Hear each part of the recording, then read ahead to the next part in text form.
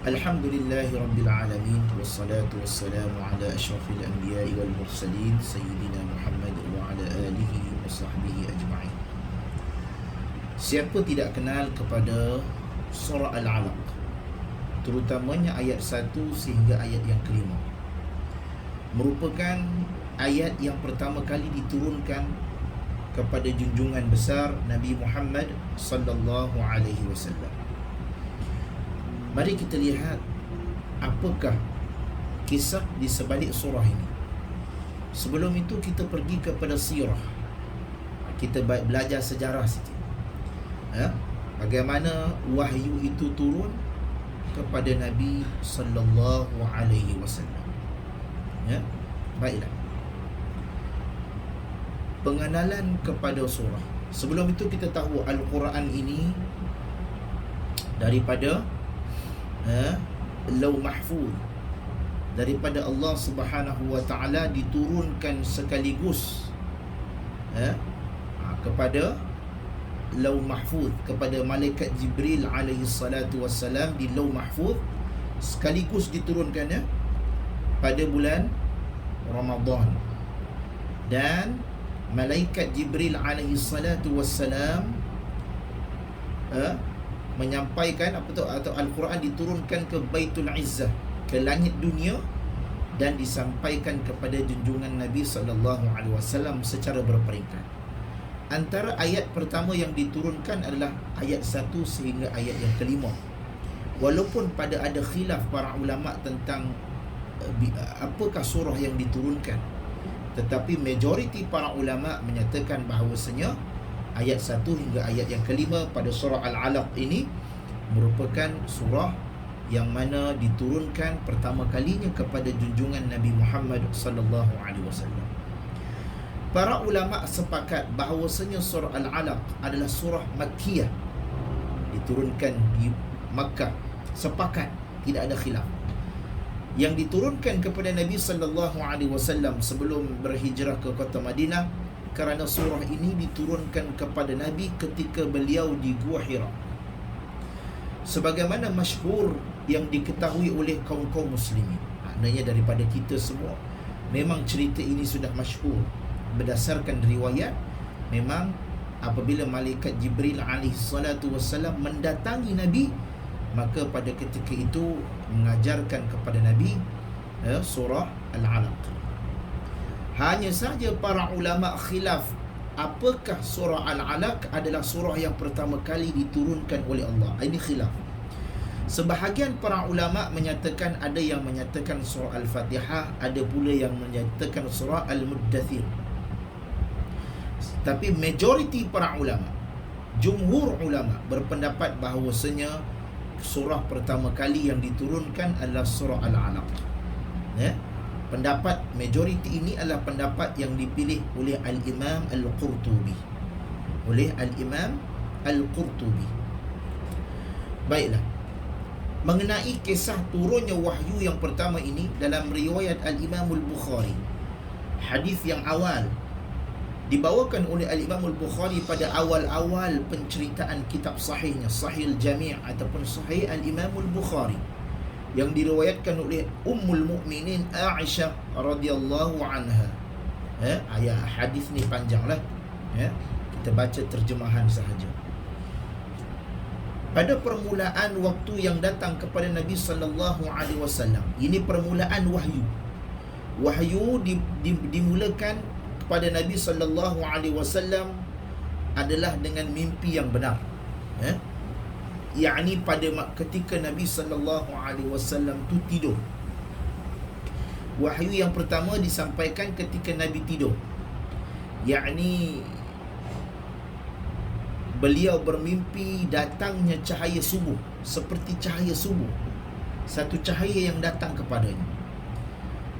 Kemudian beliau dianugerahkan kecintaan untuk menyendiri, yakni suka untuk bersendiri. Lalu beliau berkhalwat, yakni bersendiri, di Gua Hira dan bertahanus, yakni beribadah di malam hari dalam beberapa waktu lamanya sebelum kembali kepada keluarganya, yakni kepada isterinya Siti Khadijah, untuk mempersiapkan bekal, yakni ada sedikit makanan lah, bawa makanan untuk beribadah secara sendiri di Gua Hira. Setelah Nabi menerima satu isyarat daripada mimpi. Kemudian beliau menemui Khadijah mempersiapkan bekal. Khadijah ni dia siapkan bekal. Khadijah menyangka Nabi ni pergi beribadah secara biasalah, sampai akhirnya datang al-haq, yakni datang kebenaran. Saat beliau di Gua Hira, malaikat datang, yakni malaikat Jibril alaihi salatu wassalam berkata, bacalah. Dia terus diceritakan dalam riwayat Bukhari, Jibril alaihi salatu wassalam dia kata, bacalah, Iqra. Beliau berkata, aku tidak boleh baca sama sekali. Nabi kata, tak boleh baca, aku tak boleh baca. Nabi SAW menjelaskan, malaikat itu memegangku dan memelukku sehingga sangat kuat, kemudian melepaskanku dan berkata lagi, bacalah. Dia peluk, dia lepas balik, kata bacalah. Nabi kata, tak boleh baca. Sekali lagi malaikat dia pegang, dia peluk Nabi, kemudian dia lepas, dia kata bacalah. Nabi kata, aku tak boleh baca. Kemudian dia sampai 3 kali dia peluk kuat dan dia lepas lagi. Kemudian Nabi kata, aku tak boleh baca. Kemudian kali ketiga malaikat Jibril tu peluk dan dia kemudian bacalah, Iqra bismi rabbikal ladzi khalaq, khalaqal insana min 'alaq, Iqra wa rabbukal akram, alladzi 'allama bil qalam, 'allamal insana ma lam ya'lam. Ayat itu ayat 1 sehingga ayat yang kelima. Kemudian sehingga Nabi menggeletar. Kemudian beliau menemui Khadijah. Nabi balik, beliau menemui Khadijah binti Khuwailid dan berkata, selimutkan aku, selimutkan aku. Beliau pun diselimutkan oleh Khadijah hingga hilang ketakutannya. Lalu beliau menceritakan peristiwa yang terjadi kepada Khadijah. Nabi kata, aku takut apa-apa berlaku kepada diriku. Maka Khadijah berkata, demi Allah, tidak ada yang mencelakakan kamu selamanya, kerana engkau adalah orang yang baik, yang menyambungkan silaturahmi. Engkau suka membantu orang yang tidak punya apa-apa, orang yang susah. Engkau selalu suka menjamu para tetamu, dan engkau menolong orang yang terkena musibah. Khadijah kemudian mengajak beliau untuk bertemu dengan Waraqah bin Naufal bin Asad bin Abdul Uzza, pakcik Khadijah, yang beragama Nasrani di masa jahiliyahnya. Dan Warqah ni dia menulis buku dalam bahasa Ibrani. Dia antara ulama Nasrani pada ketika itu, yang menulis kitab Injil dalam bahasa Ibrani sebanyak yang ditulis. Saat itu Warqah sudah tua dan matanya buta. Khadijah berkata, wahai pakcikku, dia kata, dengarlah apa yang akan disampaikan oleh putera saudaramu ini. Dengarlah apa yang disampaikan oleh Nabi ini, dia kata. Kemudian Warqah berkata, wahai saudaraku, apa yang telah engkau alami?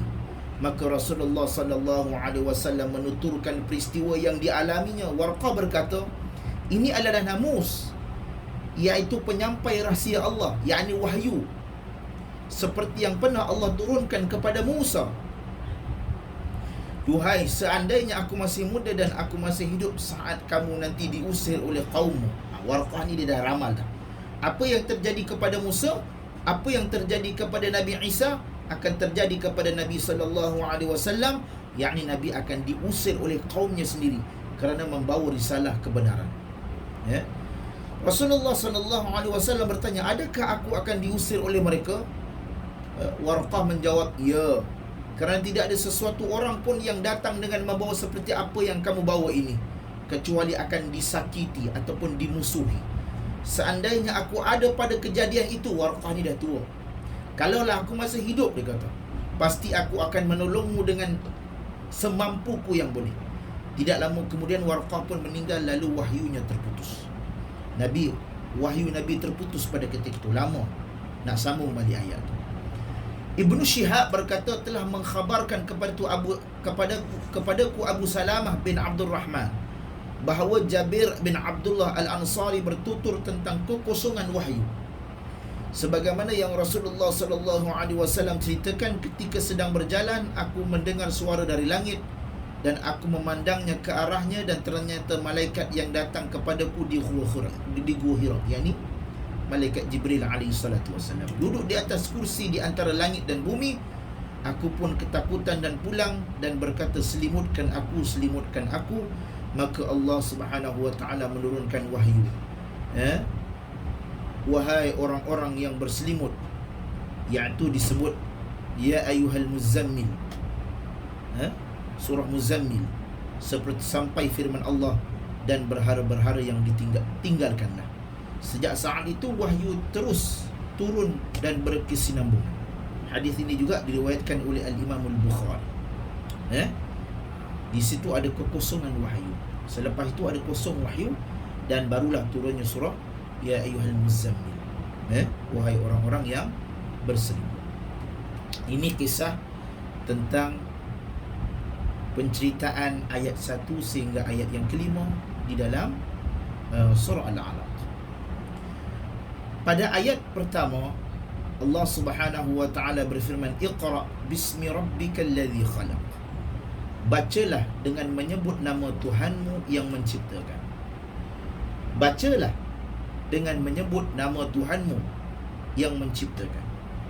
Jika kita lihat secara umumnya, belum lagi masuk kepada tafsir, secara umumnya, yakni disebutkan bacalah, yakni kita disuruh untuk menuntut ilmu, belajar untuk kembali mengingati dan memuji kebesaran Allah Subhanahu wa taala.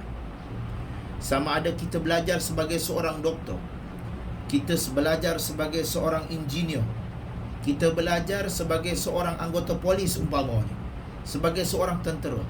Belajarlah apa-apa bidang sekalipun, tetapi menyebut nama Tuhanmu, yakni dengan mengingati Allah. Kita belajar dengan tujuan mengagungkan Allah Subhanahu wa taala yang menciptakan.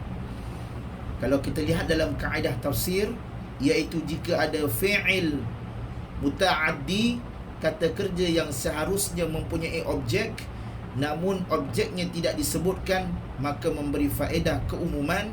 Dalam ayat ini disebutkan khalaq, yakni menciptakan, tanpa disebutkan objeknya, maknanya adalah menciptakan segala sesuatu.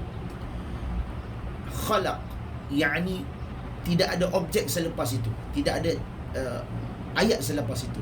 Ciptakan, maknanya menyebut nama Tuhan yang menciptakan semua apa-apa yang berlaku, baik kecil baik besar. Kemudian Allah berfirman, khalaqal insana min 'alaq. Ayat ini berkesinambungan pada ayat yang pertama. Setelah Allah menciptakan, setelah Allah kata bacalah dengan menyebut nama Tuhanmu yang menciptakan, Allah kata menciptakan insan daripada segumpal darah. Min khalaqal insana min 'alaq, yakni menciptakan khusus manusia ini dari segumpal darah. Khalaq, 'alaq ialah segumpal darah yang bergumpal, yang masih basah. Al-'alaq merupakan bentuk lemak daripada 'alaqah, yang bermakna sesuatu yang menempel, terkait ataupun terikat. Ini disebut oleh tafsir Al-Imam Al-Qurtubi, merupakan gumpalan bekal terbentuknya janin di dalam rahim, dan asalnya berasal daripada pertemuan antara sperma dan ovum, kemudian menjadi segumpal darah yang terikat di rahim. Allah telah mengkhabarkannya 1400 tahun yang lalu. Ada yang berpendapat bahawa Allah ingin menjelaskan betapa besarnya kadar nikmat Allah kepada manusia, di mana Allah menciptakannya daripada segumpal darah yang berasal daripada air mani yang hina, lalu Allah merubahnya menjadi manusia yang sempurna. Ini juga disebut oleh Al-Imam Al-Qurtubi di dalam tafsirnya. Bermaksud Allah Subhanahu wa taala menyuruh kita mengingati Allah di dalam apa saja penuntut ilmu yang kita tengah tuntut. Sama ada ilmu belajar, sama ada secara nak tuntut doktor ke, nak belajar tentang doktor, engineer, cikgu, apa segala, bidang pekerjaan, semata kita menuntut, maka hendaklah kita mengingati Allah Subhanahu Wa Taala. Yakni jangan tinggal arahan Allah. Sebab itu nasihat kepada anak-anak kita yang telah menuntut di universiti, yang menuntut di luar negara, yang menuntut di sekolah menengah, yang menuntut di sekolah rendah, jangan lupa tatkala kita sedang menuntut ilmu, jangan lupa tinggalkan, jangan lupa untuk beribadah kepada Allah. Yakni jangan lupa solat. Kerana solat ini akan mengingatkan kita kepada Sang Pencipta Allah Subhanahu Wa Taala. Itu poin penting. Sebab itu bila kita menuntut ilmu, jangan kita lupakan Pencipta yang telah memberikan ilmu kepada kita. Sebab itu bezanya orang-orang yang berjaya dengan orang-orang yang berjaya tetapi tidak kembali kepada Allah. Bila orang berjaya tidak kembali kepada Allah, maka hidupnya akan rasa kosong dan sunyi. Dia buatlah apa-apa sekalipun, tidak akan berlaku kejayaan dan dia akan rungsing. Berbanding orang yang berjaya tetapi dia ingat Allah, maka hidupnya sentiasa tenang. Jika ada masalah, dia yakin Allah yang menyelesaikan. Dia sentiasa bersabar dan hidupnya tidak ada masalah. Kemudian Allah kata, Iqra' wa rabbukal akram. Bacalah dan Tuhanmu lah yang maha mulia. Kemudian allazi 'allama bil qalam. Di sini ada dua ayat. Allah menyuruh Muhammad mengikuti Jibril untuk membaca. Ini menunjukkan pentingnya membaca. Bacalah. Wa rabbukal akram. Dan Tuhanmu yang maha mulia. Oleh kerana itu, bila Allah kata Iqra' dua kali, bermakna pentingnya kita ini menuntut ilmu. Sangat penting. Sebab itu menuntut ilmu ini merupakan sebahagian daripada tuntutan agama. Bahkan Nabi SAW sebelum dilantik menjadi Nabi, diturunkan wahyu, ayat yang pertama disuruh belajar. Bacalah. Disuruh belajar. Bukan Nabi suruh jadi tokek ke, tak ada. Nabi suruh Iqra', bacalah. Berujuk bahawasanya untuk seseorang itu berjaya, ini biasa motivasi kepada anak-anak Arab. Bukan dengan cara berniaga, bukan dengan cara bisnes. Budak-budak sekarang habis saja SPM, dia nak bisnes kerana nak cari duit cepat. Banyak berlaku. Kerana masuk TikTok saja sudah dapat duit. Jadi YouTuber sudah dapat duit. Main game dalam YouTube, orang ramai tengok sudah dapat duit. Sedangkan itu tidak menjamin kecerdasan dan tidak menjamin kemuliaan. Menjamin kemuliaan seseorang adalah dengan belajar. Sebab itu belajar ini sangat penting. Allazi 'allama bil qalam. Yang mana mengajarkan manusia dengan pen, qalam. Sebab itu dalam hadis disebut, hadis yang sahih, mula-mula dicipta sekali adalah pena. Jadi mula-mula yang dicipta adalah pen yang mula-mula dicipta. Di antara anugerah Allah yang mengajarkan ilmu manusia dengan perantaraan pen ataupun pena. Sebahagian ahli tafsir menyatakan Allah menyebutkan pena kerana di zaman bangsa Arab dahulu mereka lebih mengutamakan hafalan. Masyarakat Arab dahulu memang ingatan mereka kuat. Sebab itu mereka boleh mengingat peristiwa-peristiwa penting. Kalau mereka hafal Quran, hafalan mereka sangat kuat. Sebab itu para hufaz ni sangat banyak pada zaman Nabi SAW. Mereka menghafal Quran. Sebab itu bila zaman Uthman, banyak berlaku peperangan, para sahabat Nabi ada yang syahid, penghafal Quran ada yang mati syahid. Uthman takut berlakunya kehilangan hafalan mereka, sebab ramai yang syahid. Jadi Uthman dituliskan mushaf, disebarkan mushaf pada zaman Uthman yang kita sebut Arsam Uthmani. Kerana berlakunya peperangan pada ketika itu yang menyebabkan banyaknya para sahabat yang menghafal Quran ini mati syahid. Mereka boleh menulis tetapi mereka jarang untuk menulis kerana hafalan mereka kuat. Kemudian Allah menyebutkan bahawasanya di antara ajaran Allah kepada manusia adalah menulis. Sebab itu selain kita mendengar, kalau ada pen, tulis, catat. Sebab itu bila kita hafal Quran, bila kita hafal, contohlah, saya nak hafal surah Sajadah, Ustaz. Boleh hafal.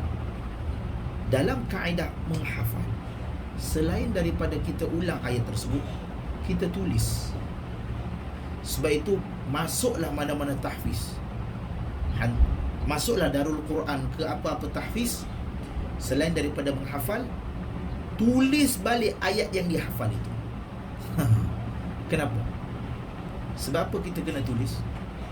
Dalam kajian sains menyatakan bahawasanya menghafal dan menulis apa yang dihafal itu lebih mudah untuk ditanam di dalam kepala, lebih ingat. Sebab itu zaman-zaman belajar kita tulis nota. Bukan saja kita mendengar, kita tulis nota. Kerana dengan tulisan itu akan menjadikan kita lebih ingat. Begitulah dengan belajar tahfiz. Kalaulah andai kata dalam pusat tahfiz tu tak ada suruh tulis, duk menghafal saja, itu salah konsep. Sebab dalam bab tahfiz, selain daripada menghafal, mereka kena tulis balik, salin balik ayat yang mereka baca. Tak kisahlah tengok ke tak tengok ke, mereka kena tulis balik apa yang mereka hafal. Ya? Begitulah juga kita kalau nak menghafal Quran, nak belajar, catat.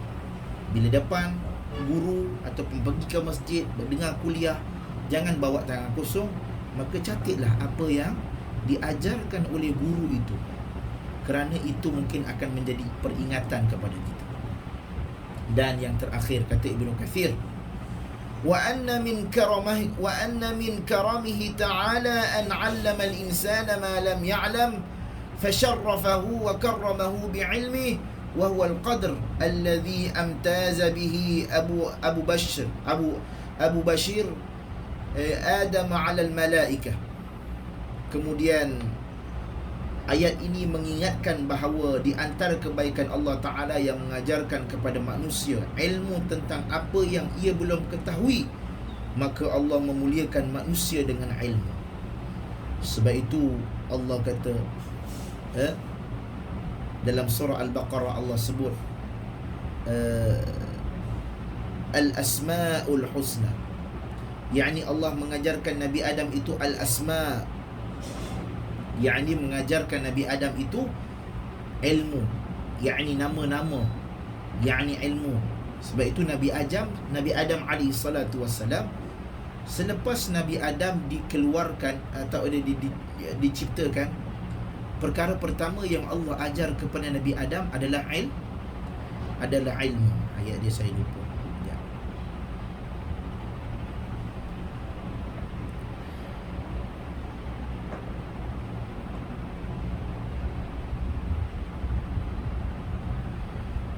Qala ya Adam anbi'hum bi asma'ihim. Berkata Adam, katakanlah ya Adam, wahai Adam, anbi'hum bi asma'ihim, yakni diajarkan nama-nama kepadanya. Diajarkan nama-nama kepada Adam. Bila Adam itu lahir, bila Adam itu diciptakan, Nabi Adam diajarkan nama-nama untuk mengetahui. Apabila budak-budak baru lahir, apa yang kita ajar kepada dia? Menyebut mama, papa. Sebab itu budak-budak tidak boleh diberikan TV terlalu banyak. Kerana apa? Dia akan speechless, tidak boleh bercakap, kerana mereka akan melihat. Sedangkan perkara pertama yang kita perlu sebut adalah mesti ajar bercakap. Ini telah diajarkan oleh Allah Subhanahu wa taala kepada baginda Nabi sallallahu alaihi wasallam. Sebenarnya dalam Islam ada teori-teori itu sudah ada, cuma kita tidak menggunakannya. Sebab itu ramai sekarang kanak-kanak dia tidak boleh bercakap walaupun sudah umur 3-4 tahun.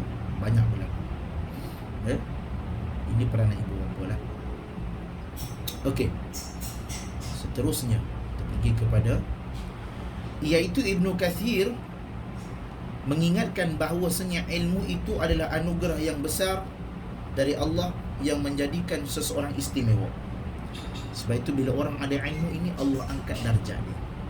Allah angkat darjah dia. Sebab itu orang yang berilmu akan mendapat keistimewaan yang besar di sisi Allah Subhanahu wa taala. Baiklah. Yang terakhir Allah sebut 'allamal insana ma lam ya'lam. Yang dia mengajarkan manusia apa yang dia tidak ketahui. Ini. Pendapat yang pertama, insan ini merujuk kepada Nabi Adam. 'Allamal insan, dia mengajarkan manusia. Manusia ni siapa? Sebahagian menyatakan manusia ini adalah Nabi Adam lah. Sebab dalam surah Al-Baqarah, wa 'allama Adam al-asma'a kullaha. Dia mengajarkan kepada Adam nama-nama benda semuanya. Semua dia ajar. Pokok, sungai, semua sebutanlah. Kemudian dia memperlihatkan kepada para malaikat, saya berfirman, sebutlah kepadaku nama-nama semua benda ini jika kamu benar. Allah mengajarkan apa? Allah sebutkan, ajar Nabi Adam benda-benda yang sebelumnya tidak diketahui. Pandangan yang kedua menyatakan al-insan itulah merujuk kepada Nabi sallallahu alaihi wasallam. Dan ini pandangan juga pandangan yang kuat kerana ayat ini diturunkan kepada Nabi, maka ia merujuk kepada Nabi sallallahu alaihi wasallam. Dalam surah An-Nisa Allah kata, wa anzalallahu 'alaikal kitaba wal hikma wa 'allamaka ma lam takun ta'lam wa kana fadlullahi 'alaika 'azima. Dan juga kerana Allah telah menurunkan kitab Al-Quran dan hikmah sunnah kepadamu dan telah mengajarkan kepadamu apa yang kau belum ketahui. Kurnia Allah yang dilimpahkan kepadamu itu sangat besar. Ini pandangan yang ketiga. Pandangan yang kedua. Pandangan yang ketiga umum. Bila Allah kata khalaqal insana ma lam ya'lam, 'allamal insana ma lam ya'lam. Perkataan insan merujuk kepada umum manusia. Manusia lah, semua manusia yang namanya manusia. Sebab Allah berfirman, wallahu akhrajakum min butuni ummahatikum la ta'lamuna syai'a wa ja'ala lakumus sam'a wal absara wal af'idah la'allakum tashkurun. Dan Allah mengeluarkan kamu daripada perut ibu kamu dalam keadaan tidak mengetahui sekalipun, dan Dia memberimu pendengaran, penglihatan dan hati nurani agar kamu bersyukur. Maka di sini kita dapat lihat apa kesimpulan daripada ayat 1 hingga ayat 5. Pelajaran yang kita dapat pada hari ini daripada ayat 1 dan ayat 5. Yang pertama sekali, tuntutlah ilmu. Jangan bazirkan usia kita ini dengan tidak menuntut ilmu. Tuntutlah.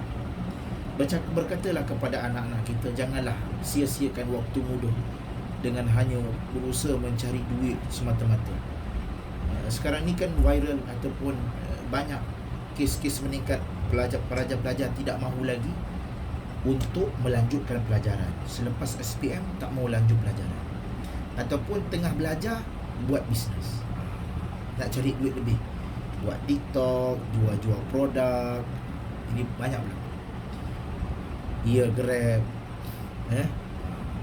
sebab mereka merasakan mereka pentingkan duit.